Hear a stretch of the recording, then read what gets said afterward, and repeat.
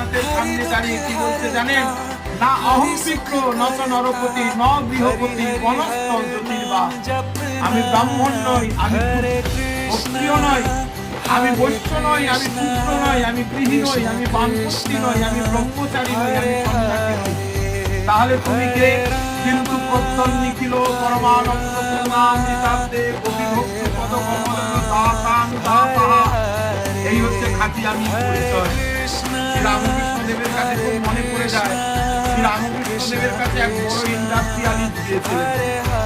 শ্রী রামকৃষ্ণ দেব তখন আমাদের মা ভবতারিণী মন্দির থেকে বেরিয়েছেন মাতৃ আরাধনা করে। তখনও মাতৃভাবের আবেশটা তার দেহে আছে।